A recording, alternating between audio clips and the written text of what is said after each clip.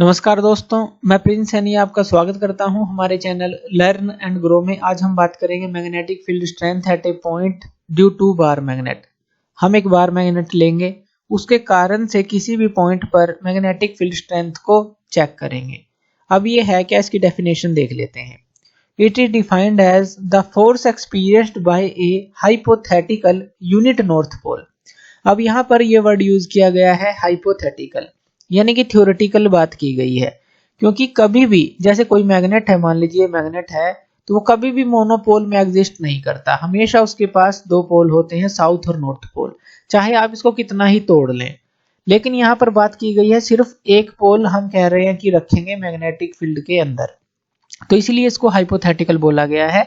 और जब हम इस यूनिट नॉर्थ पोल को मैग्नेटिक फील्ड के अंदर रखेंगे तो जो भी फोर्स उसके द्वारा एक्सपीरियंस होगी वही मैग्नेटिक फील्ड की स्ट्रेंथ होगी उस पॉइंट के ऊपर।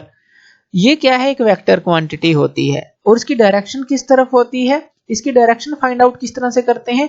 जब आप इस यूनिट नॉर्थ पोल को मैग्नेटिक फील्ड के अंदर रखेंगे तो अगर हम उसको फ्री छोड़ दें, चाहे वो इसकी तरफ अट्रैक्ट हो, मान लीजिए इस पॉइंट पर आपने रख दिया, ये पॉइंट पी है, अब चाहे इससे दूर जाए चाहे इसके पास आए, तो जो भी इसकी डायरेक्शन होगी, अगर हम इसको फ्री छोड़ दें ऐसा करने के लिए कि वो फ्रीली मूव कर सकता है, वही डायरेक्शन होगी मैग्नेटिक फील्ड की जो स्ट्रेंथ है, या कहें कि जो मैग्नेटिक फील्ड स्ट्रेंथ होगी उसी डायरेक्शन में होगी।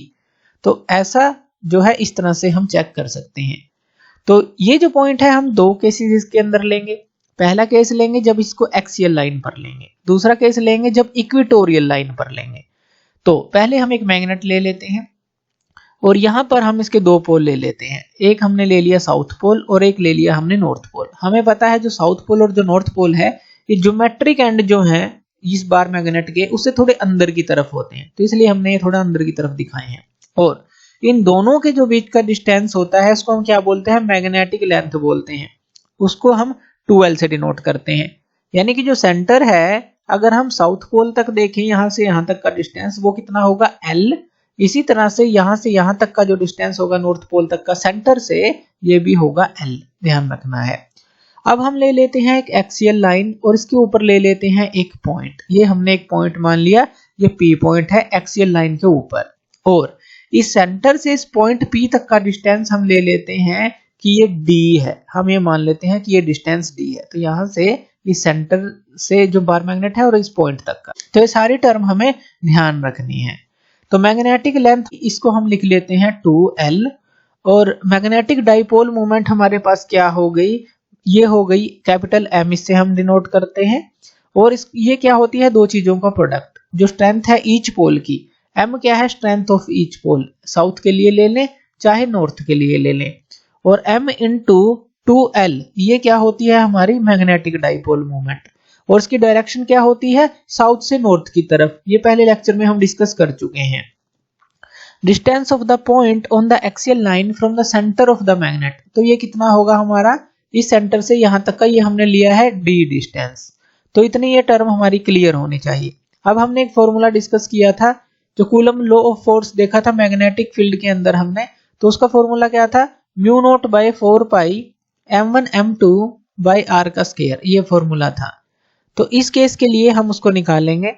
अब यहां पर देखिए, पहले तो हम नॉर्थ पोल के लिए निकालेंगे इस पॉइंट P के ऊपर जो मैग्नेटिक फील्ड की स्ट्रेंथ है, फिर साउथ पोल के लिए निकालेंगे इस पॉइंट P पर। तो पहले नॉर्थ पोल के लिए निकाल लेते हैं। नॉर्थ पोल के लिए हम इसको B1 से डिनोट कर देते हैं। अब ये क्या हो जाएगा, μ0/4π, और इस पोल की स्ट्रेंथ कितनी है, M है, और ये क्या है, यूनिट नॉर्थ पोल है, यूनिट है यानी कि 1 है, तो M इंटू 1 हो जाएगा डिवाइड में इन दोनों के बीच का डिस्टेंस कितना होगा। अब देखिए, यहां से यहां तक का D है, यहां से यहां तक का L है, तो ये कितना हो जाएगा हमारे पास, D माइनस L का स्क्वायर हो जाएगा। यही होगा ना, ये यहां से सेंटर तक का D है और यहां से यहां तक का L है, तो पूरे में से D में से L को घटा देंगे तभी ये हमें NP डिस्टेंस मिलेगा। तो D माइनस L का स्क्वायर ये हो जाएगा। तो ये तो हो गई B1 हमारी नॉर्थ पोल के कारण इस पॉइंट P पर किस डायरेक्शन में होगी। अब देखिए, नॉर्थ पोल है और ये भी नॉर्थ पोल है, तो ये इसको अपने से दूर फेंकेगा, रिफ्लेक्ट करेगा, इसको दूर फेंकेगा। तो अब यहां पर ये जो डायरेक्शन होगी B1 की होगी। ध्यान दीजिए, ये लाइक पोल है, तो इन दोनों के बीच में जो है ये और ये एक दूसरे को धकेलेंगे तो ये इसको धकेलेगा अपने से दूर, तो इस डायरेक्शन में होगी। इसी तरह से अगर हम B2 की बात करें, ये हमारे पास क्या आ जाएगी म्यू नोट बाई 4 पाई, और ये आ जाएगी m इंटू 1। अब ये m इंटू 1 ये सेम ही क्यों रहा, क्योंकि इस पोल की जो स्ट्रेंथ है वो भी हमारे पास m ही है, तो m इंटू 1, लेकिन जो डिस्टेंस है वो कितना हो जाएगा, अब यहाँ से यहाँ तक d है, सेंटर तक, आगे l फिर है, तो यहाँ पर क्या हो जाएगा d प्लस एल का स्क्वायर, तो ये d प्लस एल का स्क्वायर हो जाएगा। ये हो जाएगी B2 हमारे पास मैग्नेटिक फील्ड स्ट्रेंथ, ये साउथ पोल के कारण इस पॉइंट P पर। अब ये जो साउथ पोल है ये नॉर्थ पोल है, ये इसको अपनी तरफ खींचेगा, इसको हम लिख लेते हैं कि ये B2 होगी।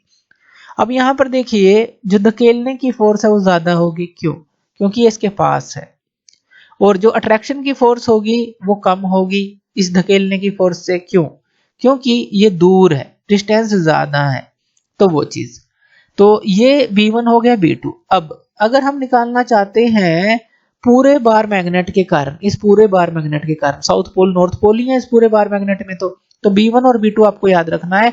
तो जो नेट रहेगी हमारे पास फोर्स, मान लीजिए B जो है B1 माइनस B2 यही रहेगी, जैसा कि हमने बात की कि B1 जो है ज्यादा है हमारे पास, B2 हमारे पास कम है, तो B1 में से B2 को घटाएंगे तो B1 माइनस B2 ये हो जाएगी। अब B1 की और B2 की वैल्यू को हम पुट कर लेते हैं, तो यहाँ पर B1 और B2 की वैल्यू को हमने पुट कर लिया। अब इन दोनों में से अगर हम देखें तो हमारे पास कॉमन आ जाता है mu naught m by 4 pi, mu naught m by 4 pi common आ जाता है, और ब्रैकेट में हमारे पास क्या बचता है d माइनस एल का स्क्वायर 1 बाय में, और minus 1 by d plus L का स्क्वायर, d प्लस एल का स्क्वायर, ये हमारे पास बच जाता है। उसके बाद हम इसका एलसीएम ले लेंगे, एलसीएम लेकर इसको सोल्व कर लेते हैं। इसको सोल्व करने के बाद देखिए ये a प्लस बी का स्क्वायर है, ये a माइनस बी का स्क्वायर है, तो a square plus B square plus 2ab होगा, ये हमने लिख दिया। अब यहाँ माइनस था तो यहाँ पर a square plus B square minus 2ab होता, तो लेकिन ये माइनस का साइन होने के कारण ये दोनों माइनस के हो जाएंगे, a स्क्वायर और जो b स्क्वायर है, और ये प्लस का हो जाएगा जो 2ab है। अब यहाँ पे देखिए d स्क्वायर एल स्क्वायर और d square L square cancel out हो जाते हैं, 2dl और 2dl, ये हमारे पास क्या हो जाता है 4dl हो जाता है। तो यहाँ पर ये क्या आ जाएगा म्यू नोट m बाय 4 पाई, और यहाँ पर हो जाता है 4dl, और डिवाइड में देखिए ये a माइनस बी का स्क्वायर था, ये a प्लस बी का स्क्वायर है, यानी कि a square minus B square का स्क्वायर हम इसको लिख सकते हैं, फॉर्मूला है हमारे पास। तो ये d square minus L square का स्क्वायर हमने लिख लिया, तो ये हमारे पास आ गई। अब यहाँ पर देखिए जो ये 4dl है हम इसको कैसे लिख सकते हैं, ऐसे लिख सकते हैं जैसे m है, इसको हम ऐसे लिख सकते हैं 2l इंटू 2 लिख सकते हैं, जो ये 4dl था हमारे पास ये चीज जो थी, तो इसको हम 2l इंटू 2 लिख सकते हैं, यानी कि 2l इंटू 2d ऐसे कह लीजिए, क्योंकि 2 इंटू 2 4 हो जाएगा, l इंटू d यही है। तो लेकिन हमने लिखा क्यों इसको, क्योंकि जो m इंटू 2l है इसको हम क्या लिख सकते हैं, मैग्नेटिक जो डाइपोल मूवमेंट है वो लिख सकते हैं, तो ये लिख सकते हैं। तो ये क्या आ गया 4 पाई, यहाँ पर ये क्या आ गया d square minus L square का स्क्वायर। इसको फर्दर सॉल्व करते हैं तो ये क्या आ जाएगा हमारे पास म्यू नोट बाय 4 पाई, ये तो है हमारे पास म्यू नोट बाय 4 पाई, m इंटू 2l क्या हो गया हमारे पास, ये हो गया m हो जाएगा, और ये 2 तो था ही, तो ये हमने कैपिटल M लिख दिया, ये 2 आ गया, और ये m इंटू d लिख देते हैं, तो ये हमारे पास फॉर्म आ गई। और नीचे क्या आ गया d square minus L square का स्क्वायर आ गया, तो ये हमारे पास आ गया। तो ये फॉर्म बनती है जो हमारा पूरा मैग्नेटिक फील्ड स्ट्रेंथ है बार मैग्नेट के कारण। अब यहाँ पर हम एक केस ले लेते हैं, केस क्या लेते हैं, मान लीजिए जो एल स्क्वायर है काफी छोटा है डी स्क्वायर से। एल स्क्वायर का क्या मतलब है हमारे पास, जो कि हमारे पास ये है डिस्टेंस, यहाँ से यहाँ तक का जो एल है, यहाँ से यहाँ तक का एल मान लीजिए, तो एल स्क्वायर हमने काफी छोटा मान लिया, और जो सेंटर से पॉइंट का डिस्टेंस हमने काफी बड़ा मान लिया। तो उस केस के लिए क्या हो जाएगा हमारे पास, चलिए इसको देख लेते हैं। ये क्या हो जाएगा, अब एल स्क्वायर काफी छोटा मान लिया है, तो यहाँ पर नेग्लिजिबल ये लगभग हो जाएगा।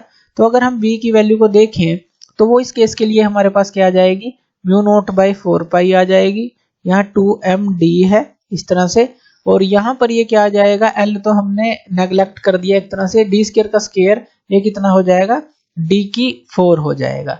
अब यहाँ से जब हम इसको कैंसिल आउट करेंगे तो म्यू नोट बाई 4 पाई आ गया, और यहाँ पर ये आ जाएगा 2m बाई d की क्यूब, ये आ जाएगा, क्योंकि d से यहाँ पर ये नीचे d का 4 है तो कैंसिल आउट हो जाएगा।